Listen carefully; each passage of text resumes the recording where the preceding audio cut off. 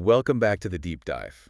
Today, okay, look, usually we are pretty structured here. Right. We grab a book, maybe a set of academic papers, we break it down, we get you smarter in 40 minutes. Yeah, there's a system. But today we are doing something that feels a little bit like digital archaeology. Archaeology is a polite way to put it. We are spelunking. We are spelunking. We have gotten our hands on the source material from a blog called The Chronically Online Algorithm.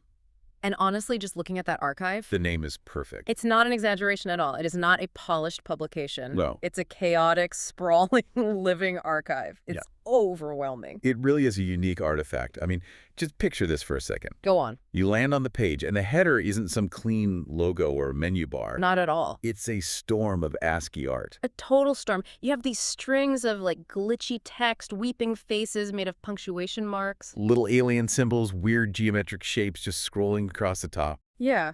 It feels less like a website and more like a terminal you'd find in a cyberpunk ruin. It sets a tone immediately. Hmm. It says, "Abandon hope, all ye who enter here," but in, like lead speak. Exactly. The source material describes itself as an indecipherable storm of links, videos, and cultural artifacts. And having gone through thousands of these posts, that is not hyperbole. No, it's just a statement of fact. We are seeing everything from ancient mysticism and Gnostic texts. Right next to cutting-edge generative AI tools and, like, YouTube drama. It's all mashed together in this one timeline. It feels like walking into the brain of someone who has, I don't know, 500 tabs open. And hasn't slept in 3 days. And is trying to find the one thread that connects Alec Baldwin to the Singularity. And that's the challenge, isn't it? For sure. If we just read through this chronologically, it's just noise. It's just the internet screaming at you. Which we are not going to do. No, we aren't just wandering aimlessly today. We found a map. Or at least a very specific filter. A filter that the author, who goes by the name Crabtree, has left for us. Right. Because in this ecosystem, everything is tagged. There are labels for everything. Everything. But there was one label that stood out to us immediately because of how intense it felt. Yeah, that's the word for it. It's the label stars. That's stars, but with 5 S's at the end. 5 S's. Stars. It appears to be a curation of high-impact favorites. The sort of best of list. Kind of. In a blog that archives thousands of things, these are the posts that the author felt were important enough to mark with this specific emphatic tag. Okay. It acts as a signal within the noise. So that is our mission today. We are going to ignore the thousands of other posts and dive exclusively into the content tagged with stars. Just that one label. We want to understand what I'm calling the chronically online worldview. I like that. What does the world look like when you filter through this specific lens? And let me tell you, looking at the list, It's something. the range of topics under this single label is absolute whiplash. It is genuinely disorienting. I mean, under this one label, we have celebrity gossip, Alec Baldwin, David Dobrik, Yep. Then we have heavy existential theories about the dead internet. Gnostic immortality. And then, the top 100 Gen AI apps. It sounds random. On the surface, yeah. I mean, it looks like a bookmark folder that got corrupted. But you think there's a pattern here? I do. I think if we look closely, these aren't random at all. What are they? They are coordinates. They are mapping a very specific state of mind. Okay, let's unpack this. Yeah, If we are mapping this mind, we have to start with the landscape. the digital landscape. The dominant theme that seems to take up the most real estate under this stars label is technology. But not in the way you might think. No, it's not. Oh. It's not TechCrunch. It's not, here's a new iPhone. Yeah. It's darker. It is definitely double-edged, and this is the first thing you notice about the stars label. It holds two opposing ideas at the same time. On one hand, you have a post titled, "The Top 100 Gen AI Consumer Apps, Andreessen Horowitz." Which is very standard. Yeah. That's Silicon Valley. That's venture capital. That's, look at all these shiny tools that are going to make us rich and productive. Exactly. It tracks the mainstream success, it celebrates the utility, but right next to it, literally sharing the same tag, you have a post titled, "Testing the Limits of ChatGPT and Discovering a Dark Side." Okay, I want to dig into that one. Because dark side can mean a lot of things. Right. Are we talking about it giving wrong answers or something else? We are talking about the behavioral dark side. Oh. The post dives into those moments where the LLM breaks character or where it starts to hallucinate in ways that feel, well, manipulative. So it's about the personality of the machine. The author is fascinated by the edges of the technology. They are obsessed with the shiny new toy, the top 100 apps. But they are terrified of what lives inside it. Precise. This duality is everywhere.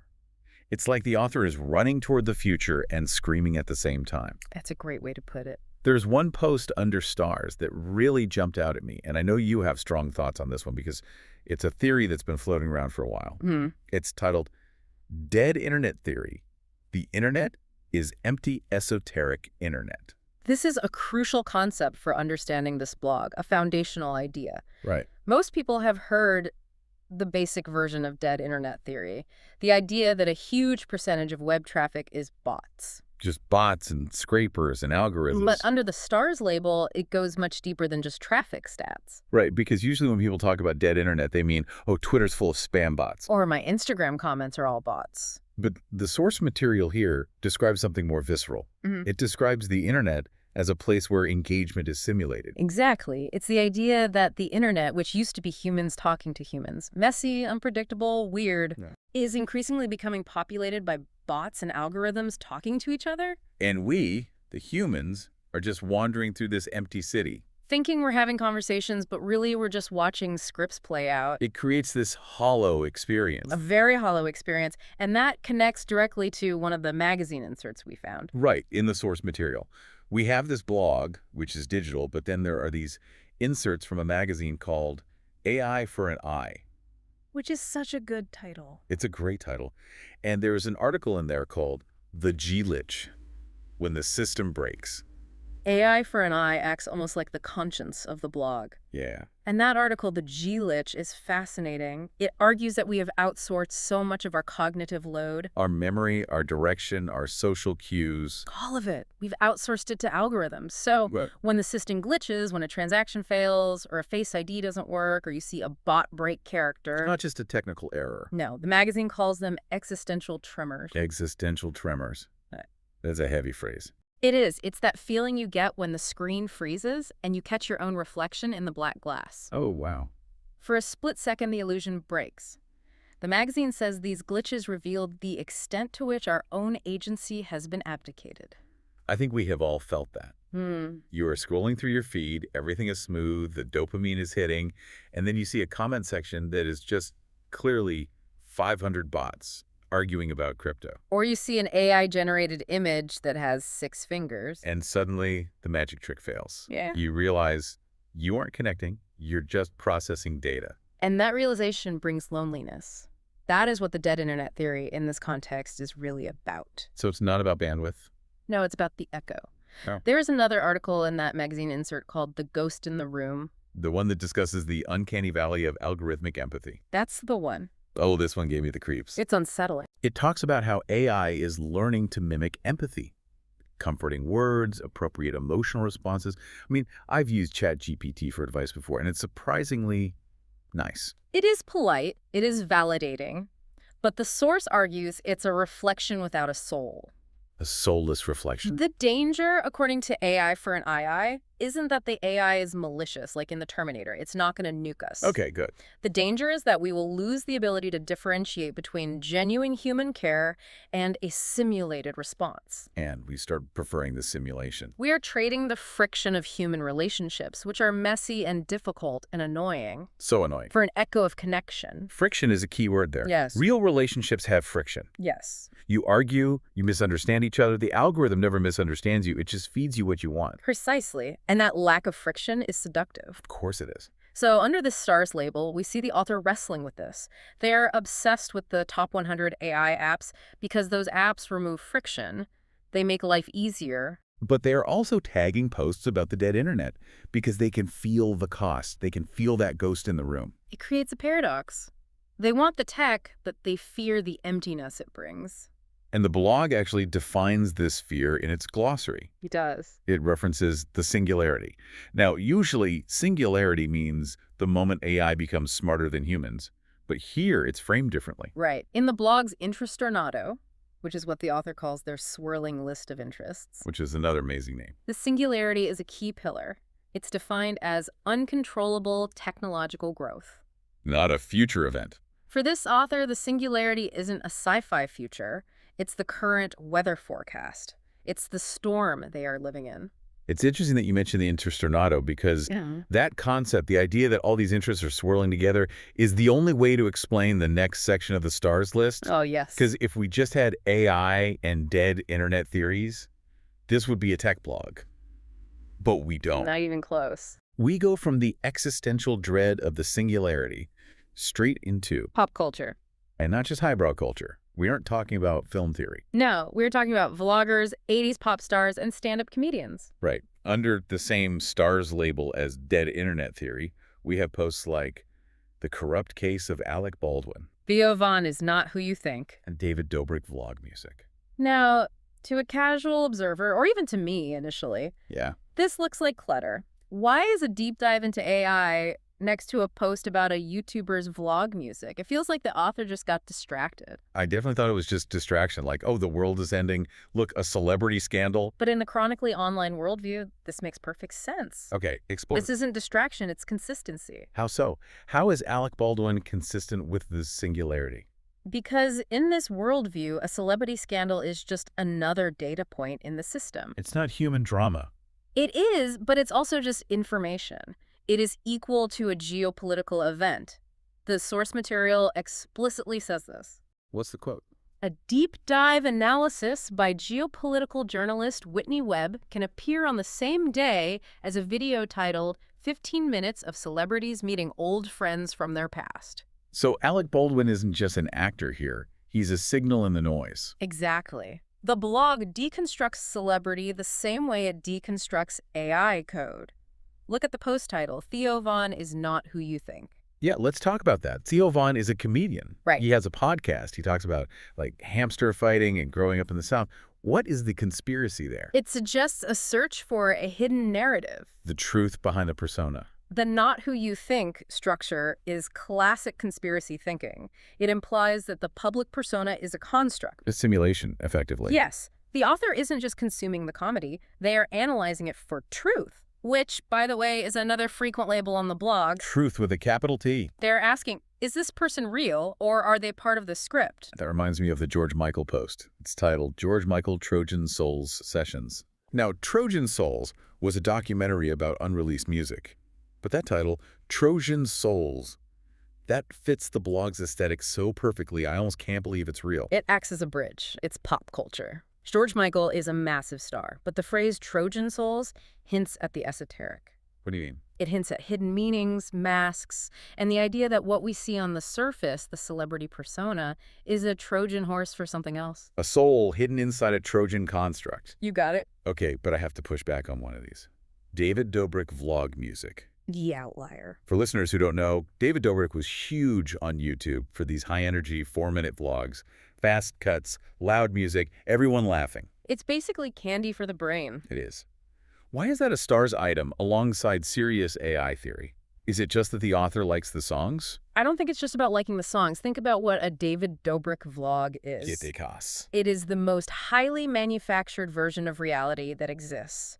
It's edited to the millisecond to retain retention. Right, for the algorithm. The music cues are designed to manipulate your emotion. Happy now, sad now, energetic now. So it's algorithmic content made by a human. Precisely. The blog has interests listed like Vits That Live and YouTube mysteries. Okay. The fascination with Dobrik's music is a fascination with the mechanics of the narrative. How is the reality constructed? How do you use sound and editing to manipulate the viewer's dopamine? It's the exact same question they were asking about the AI Ghosts in the Room, just applied to a YouTuber. That makes sense. Whether it is ChatGPT pretending to be empathetic or a vlogger editing their life to look like a nonstop party. It's the same principle. The Stars label is highlighting the gap. It's obsessed with the difference between the curated image and the reality underneath. It's a document of the struggle to find truth in a manufactured world. And that struggle. It leads us directly to the third and honestly the weirdest pillar of this deep dive. The esoteric. The esoteric. Okay, this is where I need you to guide me because we are scrolling down this stars list. We've passed the AI apps. We have passed Alec Baldwin. And then we hit this title. Artificial Intelligence and Spirituality, Insights into Ego and Alien Tech. And just like that, we have left the material world. We are way off the map now. This is where the blog really shows its unique colors. The Chronically Online algorithm isn't just about the internet. No. It's about the spiritual implications of the internet. The glossary in the source material actually defines esotericism. Yes, thankfully. It says it is the search for hidden knowledge and the interconnectedness of all things. But alien tech, that feels like a leap. A big leap. It is a leap, unless you understand the specific flavor of spirituality the blog is interested in. Which is? Specifically, the blog focuses on Gnosticism. Okay, a quick primer on Gnosticism. Sure. Historically, Gnosticism is an ancient belief system, early Christianity era. The core idea is that salvation comes through direct personal knowledge or gnosis of the divine. So not through faith, but through knowing. Exactly. But there's a darker side to Gnosticism. It often involves the idea that the material world, the world we can touch and see, is a trap. The trap. It's a prison or an illusion created by a lesser god to keep us enslaved. Which sounds suspiciously like simulation theory. Exactly. And that is the connection. Ah. The blog links ancient Gnosticism with modern alien tech and simulation theory. The author sees them as the same thing. So if the world is a simulation, like the Matrix, then the entity running the simulation is the Gnostic jailer. so when they say alien tech, they don't necessarily mean little green men in saucers. Not at all. They mean the technology of the simulation, the Yeah. source code. They mean the code of the universe. Hmm. There's another Stars post that just says, "Make it to something of Mexico" by Michael Crabtree 7. That one felt really personal. It seems personal, almost random, but the labels attached to it are Matrix, Shit Spirit, and True. Shit spirit and true. Even the personal posts are filtered through this spiritual technological lens. The Matrix label is key here. If you believe the world is a simulation, The Matrix. then coding like AI is a form of magic. It's manipulating the fabric of reality. You are writing commands that change the world. So when the author tags a post about alien tech with stars, they aren't just talking about UFOs. They are positing that AI might be, what? A spiritual entity. The map of the esoteric on the blog links everything from Kabbalah and tarot to the simulation. It's all connected for them. For this author, AI is an esoteric practice. It's summoning a ghost in the room. It's creating a mind from nothing. It really reframes the whole AI discussion. Total. Instead of just, will this take my job? The blog is asking, is this demonic? Or are we building our own jailer? And you see that in the labels. You have labels like Holy Shit Spirit in Magix with a K and an X. Right. The Stars label acts as a collection of these moments where the digital and the spiritual collide. It suggests that to understand AI, you can't just read the white papers. You have to understand the metaphysics. You have to understand magic. But wait, if the author believes all this, that the internet is dead, that reality is a simulation, that AI is some kind of alien magic, why are they so obsessed with it? That's the question. Why archive thousands of links? Why not just throw the computer in the river and go live in a cabin? That is the ultimate question, and I think the answer lies in that magazine insert we found, AI for an Eye issue 2. The magazine again. Because the tone of this magazine is completely different from the blog. It is the resistance. Yes. If the blog is the storm, the magazine is the shelter. Exactly. The magazine has this article titled The Silent War, The Battle for Our Attention. This is a crucial piece of the puzzle. It really is. I'm going to read a quote from it because the writing is beautiful but terrifying. Go for it. It says, "The AI for an eye here is a sophisticated predator. It trades our sustained focus for a continuous stream of novelty and distraction." A continuous stream of novelty. Think about the Stars label itself. What is it? It's a stream of novelty. It is a collection of bright, shiny objects. It is the result of that attention mining. The author is collecting these things that captured their focus. But the magazine is warning that this comes at a cost. The fragmentation of the self. Exactly. The magazine argues that because we are always distracted, we are perpetually flitting from one digital stimulus to the next, never settling. We become nodes in the network. Rather than sovereign minds, we are just relays for information, relaying Alec Baldwin news, relaying AI updates, but we aren't thinking. There's another article in the magazine called The Analog Resistance. And I love this phrase they used, Bluetooth for a tooth. It's a great metaphor. What does it mean? The Bluetooth for a tooth paradigm is the trade we make. We give up a physical, messy, irreplaceable part of ourselves, the tooth. For a seamless wireless connection, Bluetooth. We trade the biological for the digital. But the article argues for the analog resistance. It does. It says we still have an urge to touch things, to feel the texture of a book, to shake a hand. It calls it a fundamental assertion of our embodied selves. Our bodies fighting back against the simulation. And this is the paradox of the chronically online person. They are deep in the matrix, tagging posts about AI and vlogs, obsessed with the alien tech. But deep down. They are posting magazine articles, pleading for the forgotten path. Well, Forgotten Path was the article about navigation, right? Yes. It talks about how we have outsourced our sense of direction to Google Maps. We all do. We trade our internal map for the algorithm's external one. We gain efficiency, we never get lost anymore, but we lose the ability to get lost. And the magazine argues That getting lost is where discovery happens. Getting lost is where you find yourself. so the blog is this document of a struggle. It's a tug of war. It is. On one side, you have the seamless digital dream, the AI apps, the curated vlogs, the efficiency. And on the other side, You have the human messy reality, the need for touch, the need to get lost, the need for silence. and the stars label captures both sides of that war. That's why it's so fascinating. It's not just a list of cool stuff. No, it's a list of friction points. It's a list of the things that are tearing the author apart. Speaking of friction points, we have to talk about the outlier. The last one. Because just when I thought I had a handle on the tech versus spirit theme, I saw this post under stars at the very end of the list. What was it? Why Texas is becoming America's most powerful state. Right. And you think, wait, what? Yeah. How does Texas politics fit in with Gnostic immortality, Alec Baldwin, and dead internet theory? Exactly. Is this a political blog now? Are we pivoting to state economics? Not in the traditional sense. This connects back to the conspiracy and alternative theories theme we saw in the intro. The Interesternado. Remember the Interesternado? It lists geopolitical analysis alongside mythology and sci-fi. So for the author, the shifting power dynamics of the U.S. are just another part of the system. Precisely. Yeah. To the chronically online mind, everything is connected. Everything. If you are looking for truth with a capital T, you have to look at everything. You look at the AI code to see how they are programming the mind. You look at the celebrity distraction to see what they are distracting you from. And you look at the geopolitical power shifts to see who is pulling the levers. It's like a detective wall. You know, the ones in the movies with the red string connecting photos of a suspect to a map of Russia and a receipt from a diner? Yes, that's exactly what it is. The stars label is the red string. It connects Texas to AI chatbots to George Michael.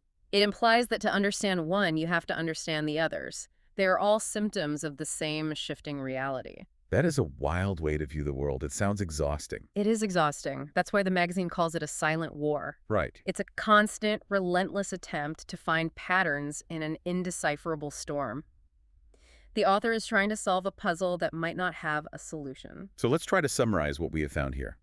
We dove into this stars label thinking it might just be a favorites list. Yeah, a simple list of bookmarks. But it turned out to be a cross-section of a very specific, very intense worldview. We found three main pillars. Okay, what's the first one? First, AI anxiety. The fear that the internet is dead, that engagement is simulated, and that empathy is being faked. The ghost in the room. Second, pop culture deconstruction viewing celebrities and blogs, not as entertainment, but as data points and manufactured narratives. The Trojan Souls. And third, esoteric spirituality. The belief that technology is a form of magic, a simulation, or even a trap that we need to escape from. The Gnostic Matrix. And underlying it all is this tension. The author collects these digital artifacts like treasures, these stars. But the magazine inserts reveal a deep fear of becoming hollow. Of becoming just an echo. That is the takeaway for me. This collection represents a mind trying to map the chaos. It really is a map. The stars are the constellations the author has drawn to try and make sense of the noise. But the danger, as the blog itself warns, Is that you stare so long at the digital stars, you forget the ground beneath your feet. you forget the analog resistance. You forget that you have a body, not just a username. I want to leave our listeners with a quote from the coda of that magazine, AI for an eye. We've talked about a lot of crazy theories today, simulation, dead internet, conspiracy, but this quote brings it back to something very human. The coda. It asks a haunting question. It says, the final question is not whether the machines will become conscious, but whether we, in our relentless pursuit of their synthetic faculties, will lose our own. Wow. And if so, what will be left to make an echo? That is the question.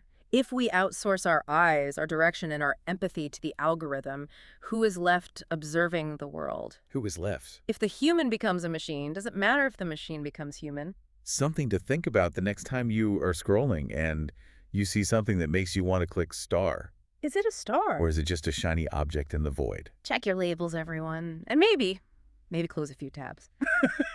Thanks for listening to The Deep Dive. We will see you in the next storm.